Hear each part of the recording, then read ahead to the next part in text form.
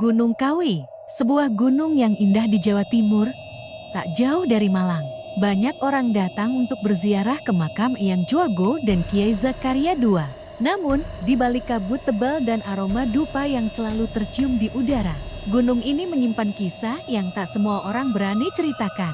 Kisah tentang pesugihan, perjanjian dengan makhluk gaib untuk menukar kekayaan dengan jiwa manusia. Namanya Slamet, seorang pedagang kecil dari Malang yang sedang terlilit utang besar. Warungnya bangkrut, anaknya sakit, dan istrinya sudah tak tahu harus berbuat apa.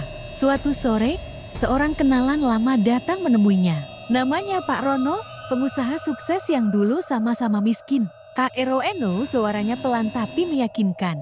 "Met, kalau kamu benar-benar mau lepas dari kesulitan, ikut aku ke Gunung Kawi. Di sana, kamu bisa dapat apapun yang kamu mau. Tapi ingat, semua ada harganya." Awalnya Slamet tak percaya, tapi rasa putus asa menutup akal sehatnya.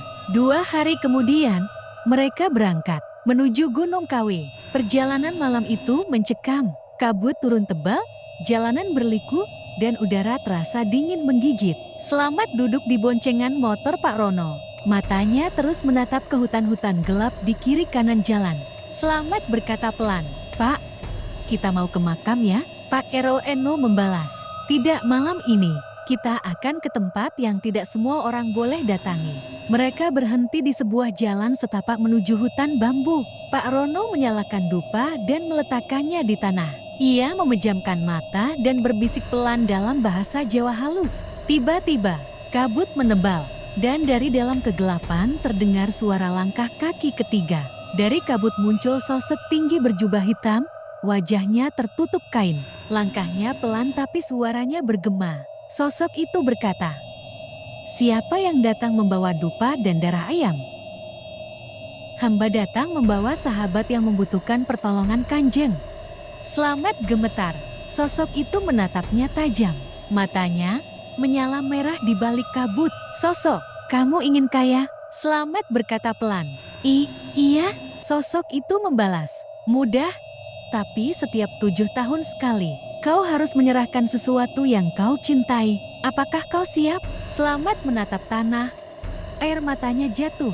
Lalu ia menjawab dengan suara gemetar. Slamet berkata lagi, "Saya siap." Setelah mengatakan hal itu tiba-tiba Slamet pingsan. Ketika Slamet sadar, ia sudah berada di gubuk kecil di lereng gunung. Di depannya, ada baskom berisi air yang berwarna merah gelap. Pak Rono tersenyum. Di tangan Slamet, kini ada luka kecil dan sebuah kain putih bertuliskan huruf Jawa kuno. Pak Rono berkata, "Itu jimatmu, simpan baik-baik. Besok, warungmu akan ramai. Uang akan datang dari mana saja." Benar saja, beberapa hari kemudian, usaha Slamet kembali hidup. Uang mengalir deras. Dalam waktu singkat, ia menjadi orang kaya di kampungnya. Tapi 7 tahun kemudian, sesuatu terjadi. Malam itu hujan turun deras. Anak laki-laki Slamet yang berusia 7 tahun demam tinggi. Dokter bilang tak ada penyakit apapun. Tepat pukul 12 malam, listrik padam. Slamet mendengar suara langkah kaki di depan rumahnya. Ketika ia keluar, kabut tipis menyelimuti halaman. Dan di tengah kabut itu, ada sosok berjubah hitam yang dulu ia temui di Gunung Kawi. Sosok itu berkata dengan suara menyeramkan, "Waktumu telah tiba. Janji harus ditepati." Sejak malam itu, hidup Slamet berubah. Rumahnya sepi, istrinya sakit-sakitan dan akhirnya meninggal. Uangnya hilang entah kemana. Slamet sering terlihat bicara sendiri, duduk di depan warung kosong sambil memegang kain putih penuh noda darah. Warga bilang, setiap malam Jumat Kliwon, Slamet berjalan ke arah Gunung Kawi, membawa dupa dan ayam hitam. Dan di antara kabut tebal, kadang mereka mendengar 2 suara berjalan. Konon, pesugihan di Gunung Kawi masih ada sampai hari ini. Beberapa datang dengan niat ziarah, tapi sebagian lain datang untuk berjanji dengan sesuatu yang tidak bisa mereka lihat. Dan ingat, setiap kekayaan yang datang terlalu cepat selalu menuntut bayaran yang lebih mahal. Karena di balik kabut Gunung Kawi, ada jiwa-jiwa yang masih menagih janji.